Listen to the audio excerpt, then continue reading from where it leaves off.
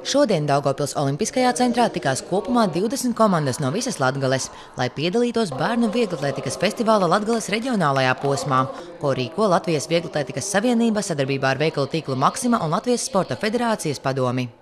Šāda veida sacensības bērniem tik plašā mērogā Latvijā tiek organizētas pirmo reizi, un tajās varēja piedalīties skolu 2. klašu audzēkņi. Šīs sacensības saucās Bērnu vieglatlētikas festivāls. Notiek pirmo gadu 5 Latvijas novados. Šonedēļ no pirmdienas līdz piekdienai katru dienu ir sacensības. Bija ļoti liela atsaucība no skolotāju un skolu puses.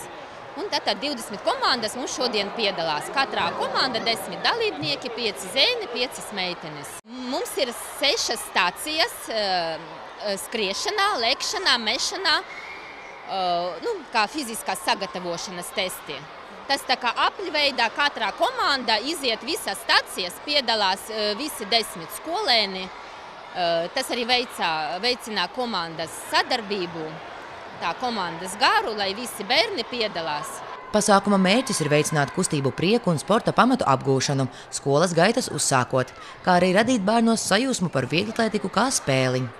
Inovatīvās stafetes dod iespēju bērniem atklāt pamata vieglatlētikas aktivitātes – sprintu, izturības skrējienu, lēkšanu un mešanu, popularizējot vieglatlētiku un aktīvu, radošu dzīvesveidu bērnu vidū. Kāpēc cilvēkiem vispār būtu jāsporto? Lai ilgāk dzīvotu, lai viņam būtu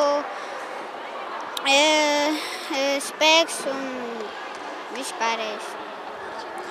Lai būtu veseli, jautri un stipri. Un aktīvi.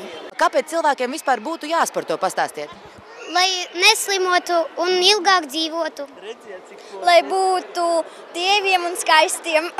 Latgales posmā Daugavpils pilsētu pārstāvēja kopumā 10 komandas no 9 pilsētas izglītības iestādēm. Taču šoreiz godalgoto 3. vietu sacensībās ieņem Rēzeknes valsts poļu ģimnāzija, 2. Jēkabpils vidusskola un 1. Dagdas vidusskola, kuras komandas dalībnieki neslēpa pārsteigumu un sajūsmu par sasniegtajiem rezultātiem.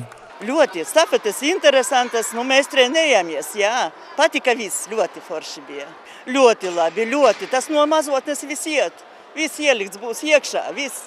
O tieši šajā viņi ļoti mīl. Kam vajag, kam nevajag, visi iet un trenējās un darbojās. Vieglatlētika, tieši spēles un kustību rotaļas ir vieglatlētika, jā. Katrā no reģionālajiem posmiem dalībnieku komandas cīnās par iekļūšanu fināla posmā, uz kuru ceļazīmi izcīnīs 3 labākās komandas katrā no 5 sacensību reģioniem, kas kopumā ir 15 komandas. Ceļazīme uz pusfinālu vēl vienai komandai tiks izlozēta starp visu 5 reģionālo posmu 4. vietas komandām. Sacensības jau aizvedītas Ogrē, bet rīt, parīt un aizparīt turpināsies sacensību posmi Rīgā, Liepājā un Bauskā. Evika Muizniece, Aleksandrs Ristovs, Aleksandrs Fidotovs, Dotcom televīzija.